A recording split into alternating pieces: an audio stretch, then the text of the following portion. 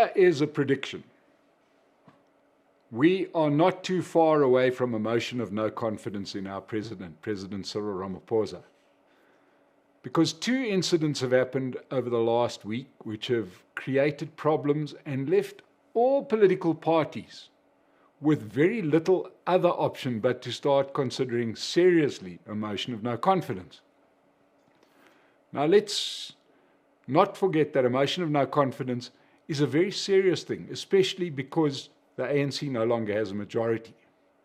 But first, let me explain to you what the problems are and the motion of no confidence procedure, because it needs understanding. So I know that a lot of the news, especially over the last weekend, is centered on the national monologue. This is the ANC's attempt to try and whitewash itself, to make it look like the parent in the room and everybody just talking to them. Turned into an absolute mess on Friday. Absolute mess. When they had the first sitting of what is called the National Convention, held at UNISA in the city of Tshwane. Absolute mess. From microphones not working to the president arriving, lauding what a wonderful guy he was, and then leaving the room and leaving the whole dialogue. I thought the point was for our leaders to listen, but apparently not. This thing has just created division. And the division is going to create more animosity towards the process of the so-called national dialogue. It's already not supported by the majority of parties in Parliament, including the Democratic Alliance, Mkhwanazi, Wesizwe, EFF, Freedom Front Plus, even little opportunist parties like Action SA have turned their back on the national dialogue. This thing is losing support. It's lost all the foundations. It is hanging on grimly without any credibility, and there's still question marks as to who's going to pay for it. So the national dialogue is in serious trouble. Cyril Ramaphosa has used a massive amount of political capital in setting up the national dialogue. So that's already one question. And if this carries on, it carries on in the name of the government, in the name of Parliament, and people are just lining up to say one of two things. This is a time to have a pot shot at Ramaphosa and the ANC, and it is making them seriously weak. And then, of course, other parties must start considering, as people get more and more frustrated by this process, will these opposition parties still be seen as fit to purpose if they just sit by and do nothing about it? But something more important happened, and you may have missed it under all of the news about the national dialogue, and that was the first sitting of the ad hoc committee, the parliamentary ad hoc committee into the Mkhwanazi allegations. Now, this was the great hope. We all remember Lieutenant General Mkhwanazi made allegations that politicians are in league, in bed with criminal syndicates, and this stretches all the way up to the police minister. Instead of investigating, the president called a commission of inquiry. Parliament immediately realized that the nation were unhappy with the commission of inquiry. They want a court case.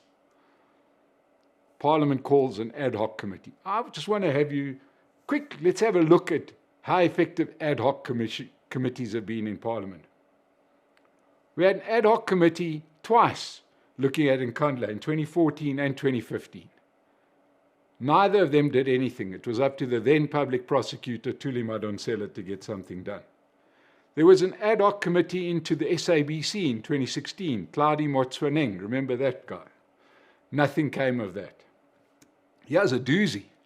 Ad hoc committee looking into Eskom in 2017 and 2018. Now, we remember how well that worked out, because we had to then go through load shedding for 6 years. So clearly that ad hoc committee did nothing. There was an ad hoc committee looking into the naturalization of the Gupta family. When last I checked, they're still waiting for them to pitch up to their prison cell. Ad hoc committee that lasted for 3 years into former public protector Busisiwe Mkhwanazi. They had to wait until her term ended. There was actually an ad hoc committee looking into the Thabo Bester escape from prison that did nothing until he got arrested by the police. At Parliament, basically, the ad hoc committee is just another way, much like the Commission of Inquiry, of shutting things down, making sure that nothing comes of important things. Now, the ad hoc committee on the Mkhwanazi allegations of corruption in the safety and security cluster, especially by the police minister, is being led by a well-established ANC loyalist, Soviet Mkhwanazi. What happens? They have their first meeting. The documentation isn't in order. Julius Malema arrives late. Kuselo Diko arrives late. It's a mess. Clearly, those comrades don't want this thing to carry on. If you're the other parties, you're looking at this and you're saying, and quite understandably, that the public are going to get very angry and we're not going to get voted in if we sit by and watch this happen.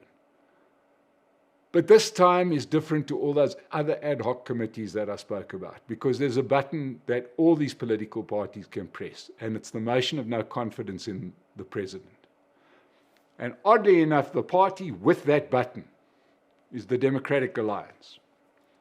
They know that Mkhonto Wesizwe will vote for them if they go for the motion of no confidence. They know that the EFF will vote with them. They know that the Freedom Front will vote with them. That already gives them over 50% of the vote of a motion of no confidence in the president.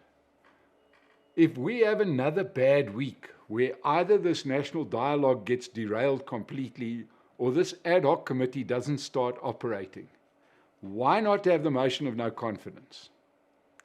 That will get President Ramaphosa removed. That will put the ANC into a tailspin. They'll then have to put forward another candidate. Nobody will agree on that candidate. And we could, I'm going to say could, with a capital C, be heading towards elections again before the end of the year. I say that right now nobody's talking it seriously, but I think that we took two massive steps closer to the motion of no confidence. I, for one, would be very interested to see the outcome, because this would pass and we could have a real problem in electing a new president leading to another election. Let's see if I'm right or not. Thank you for joining us on the Political Insider.